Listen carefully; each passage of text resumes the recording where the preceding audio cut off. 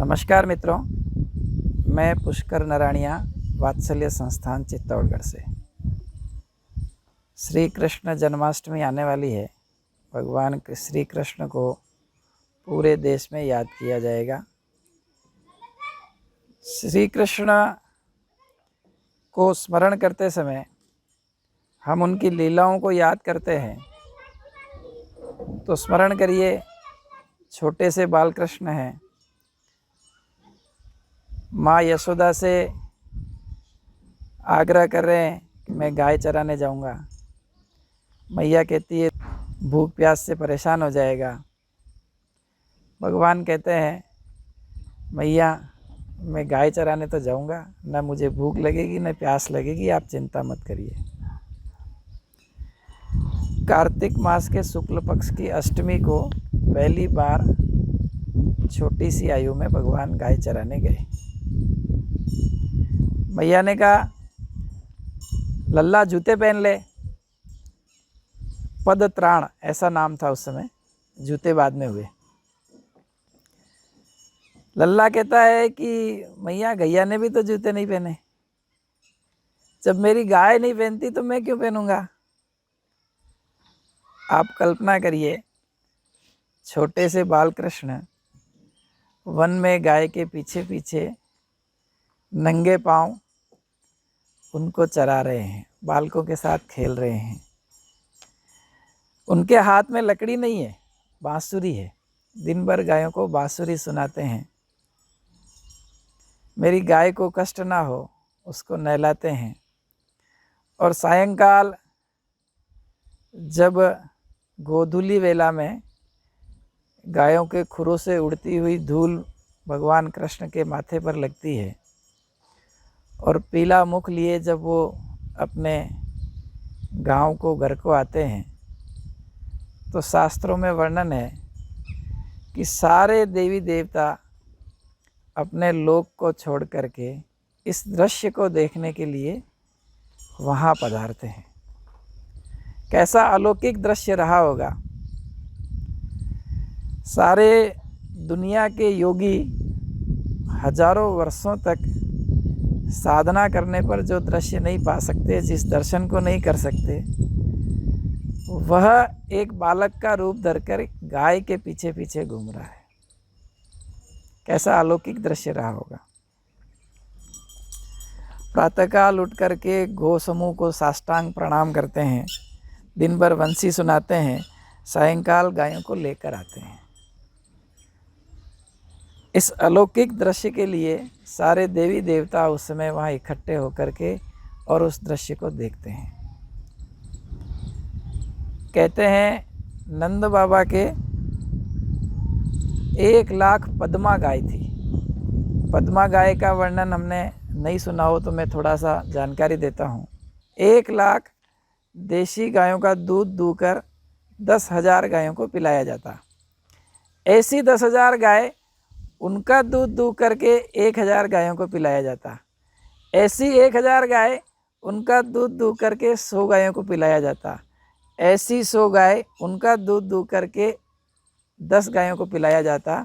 और ऐसी 10 गायों का दूध दू करके एक गाय को मिलता। उस गाय के जो संतान होती वह पद्मा गाय कहलाती थी। आप कल्पना करें कि गौ संरक्षण और संवर्धन का इस देश में कितना विराट कार्य होता था। विज्ञान कहता है ये 5,000 वर्ष पूर्व की बात है। और ऐसी 1,00,000 गायें नंद बाबा के घर में थी। आप कल्पना करिए कितना उन्नत अपना देश उस समय था। कहते हैं नंद बाबा के यहाँ जब कृष्ण प्रकट हुए, उनकी आयु 60 वर्ष थी।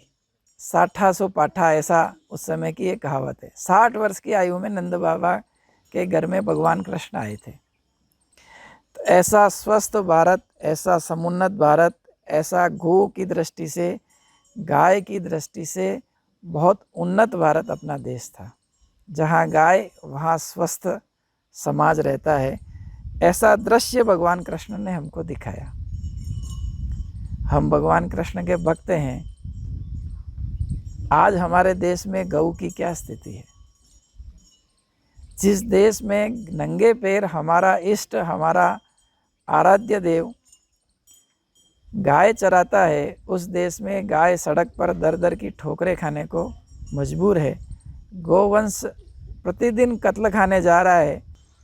क्या यह विचार का विषय नहीं है कि जहाँ भगवान कृष्ण जो गोपाल कहलाए, गौ को पालन करने के कारण से गोपाल कहलाए, उस देश में गाय दर दर की ठोकरें खाती है, प्रतिदिन लाखों गायों को काटा जाता है। क्या ये भगवान कृष्ण के भक्तों के लिए विचार का विषय नहीं है? हम भगवान कृष्ण की पूजा करेंगे, उनका दिन भर ध्यान करेंगे, व्रत करेंगे, उपवास करेंगे, पंजीरी का प्रसाद चढ़ाएंगे, जगह जगह झांकियाँ बनाएंगे।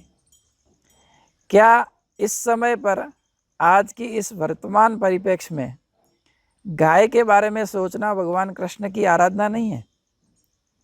कितने लोग इस पर विचार करते हैं? गाय का संरक्षण, संवर्धन, यह करना प्रत्यक्ष भगवान कृष्ण की आराधना करना है। गाय तो भगवान कृष्ण की भी आराध्या थी कि यह मेरी आराध्या है, मैं इसकी पूजा करता हूँ। जो भगवान हमारा जिसकी पूजा करता है, उसका संरक्षण और संवर्धन करना प्रत्यक्ष भगवान की पूजा है, ऐसा मेरा मानना है। कृष्ण जन्माष्टमी के उपलक्ष्य में भगवान को, कृष्ण को याद करते समय, उनकी लीलाओं को याद करते समय, गौ पालन, गौ संरक्षण, गौ संवर्धन, इस दृष्टि से मेरा क्या योगदान है, यह विचार करना, और नहीं है तो योगदान में इतना करूँगा, इसका संकल्प लेना, मेरे विचार से यह आज के परिप्रेक्ष्य में सबसे सच्ची और सबसे अच्छी कृष्ण की भक्ति है।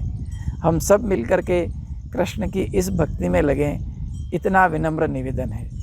एक और निवेदन है, यह वीडियो आपको कैसा लगा, इस पर अपने सुझाव निश्चित रूप से दें, और आपको अच्छा लगा तो गौ संरक्षण, गौ संवर्धन, गौ पालन, इस विचार को पुष्ट करने के लिए इस वीडियो तक को जन जन तक पहुंचाएं। इस चैनल को लाइक एवं सब्सक्राइब करें। सादर धन्यवाद। जय श्री कृष्ण।